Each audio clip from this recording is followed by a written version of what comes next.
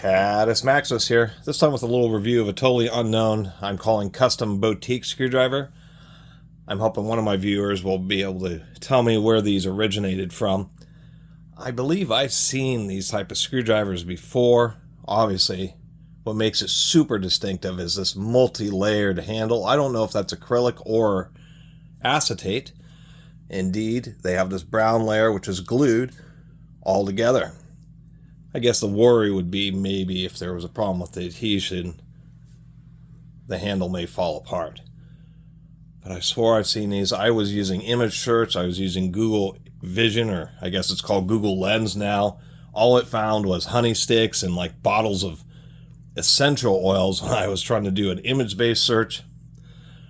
Just, searching around for square handle, clear handle screwdrivers. So wherever these came from, I assume it was probably something from years ago, maybe from Meyer and Frank, kind of a boutique screwdriver set. This just happens to be a smaller slot head. It appears to be a hex shank, but it's actually not. This is an 8-sided or an octagonal shank. Still a 1/4 inch. Definitely some kind of decent steel that's hardened, because a little 1/4 inch stick of steel that's like mild steel or something cheesy is going to bend pretty easily. This is definitely hardened because it is surprisingly rigid. Doesn't go super far into the screwdriver, and the issue with the 8-sided, as you can see here, the drill round hole and then press it in, and there's just very small contact with each of the corners. So and the reason that I bring that up is because of the square handle. Not the most comfortable, but it's really the way it's tapered, and they have a increasing chamfer going down. It's actually pretty comfortable to hold, and the way you hold a square, the way the square fits in your hand, particularly this one, which is about 1 inch at the back, you get just about as positive of a grip as possible. You can put tons and tons of force on the screwdriver handle, which is kind of what I liked. I mean, you can grab it like this, and this thing is not going to slip.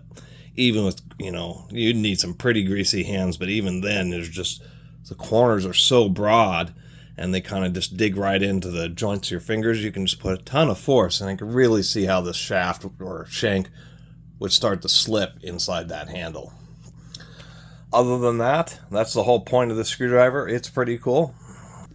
Definitely super distinctive. It would be neat to have a set of these. These are, almost talking point screwdrivers. And it would be kind of neat if manufacturers just tried experimenting a little bit more with handles with screwdrivers. They might actually get some sales doing something where they're just a little bit more stylized and unique like this. I mean, this thing is pretty cool.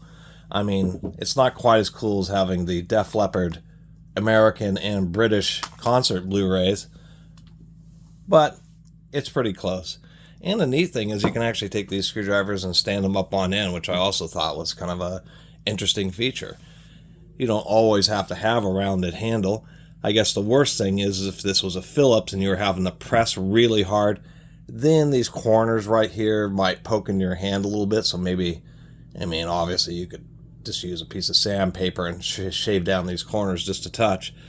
But other than that, you can have a huge drawer. I have a huge drawer of screwdrivers, but you could have a pile of 100 screwdrivers, and this handle is going to stick out just immediately just because of the odd shape and the two tones. I could see a set of these where each color just represents a different size, or maybe Phillips and flathead or Torx.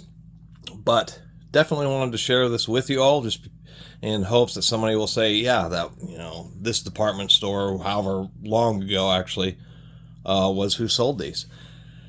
And that's why I call it a boutique custom, because you'd think, the effort that went into making something like this, they would have put a name somewhere on it.